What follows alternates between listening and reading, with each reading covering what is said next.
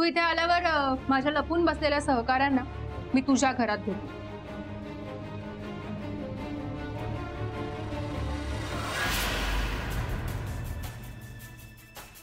या बंद दाराच्या मागे त्याचा स्टुडिओ. मी इथे थांबून लक्ष ठेवते बाहेर, तुम्ही बाकी ठिकाणी शोधा.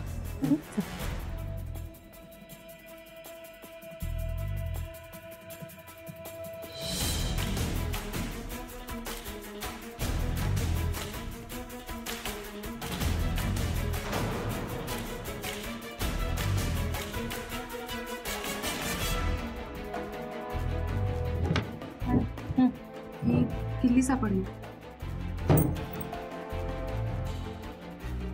फ्लॅटची किल्ली वाटते.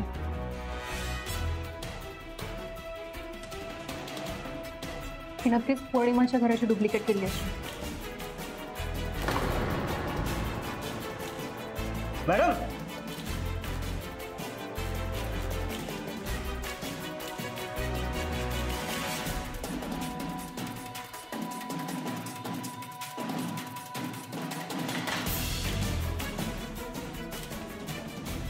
मॅडम, विराजनी गेल्या 6 महिन्यात पौर्णिमाच्या फक्त त्या पेंटिंग व्यतिरिक्त ही 2च पेंटिंग्स केले.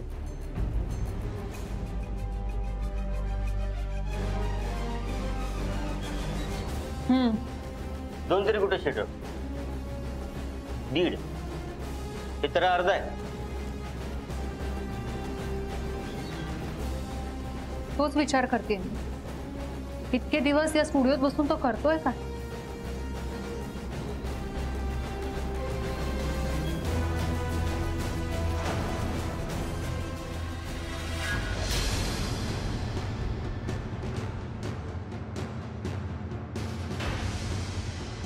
हे करत होता.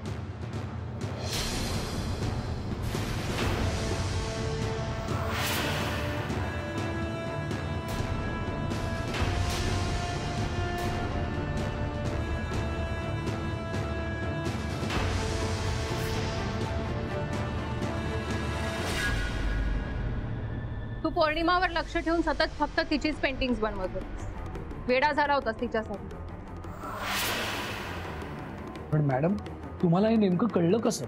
मी पौर्णिमाच्या या पोर्ट्रेटचा फोटो काढला. तो फोटो झूम करून मी अगदी बारकाईने पाहिला. तेव्हा माझ्या लक्षात आलं पौर्णिमाच्या गळ्यात एक लॉकेट आहे. तिच्या त्या गळ्यातल्या लॉकेटमध्ये ना पौर्णिमाचा पी होता ना अमोलचा ए. त्या लॉकेटमध्ये व्ही आहे.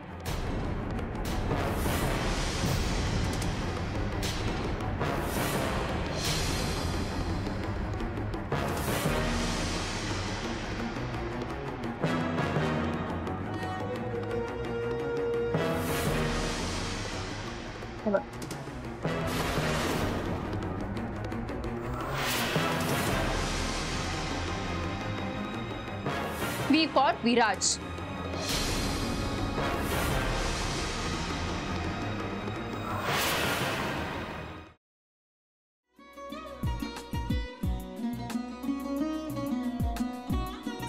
लावू का?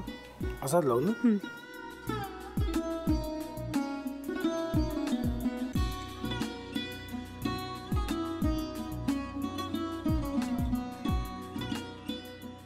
आता काय करायचंय? आता आपण ड्राय स्टफिंग दुसरं काय करणार आपण त्यात? आपण ह्याच्यात मेयोनीज न टाकता बाकीचे सगळे साहित्य टाकायचे. अच्छा, हे सगळं. ऋतू, माझा तर विश्वासच बसत नाहीये. म्हणजे अगं बहिणी आमचं लग्न व्हावं म्हणून किती प्रयत्न करत होती आणि ते सगळं करताना की शिवच्या आम्हाला माहिती पुरवते. नाही, मला नाही वाटत. गौरी खूप चांगली आहेस गं, म्हणून तुला सगळं जगत चांगलं दिसतं.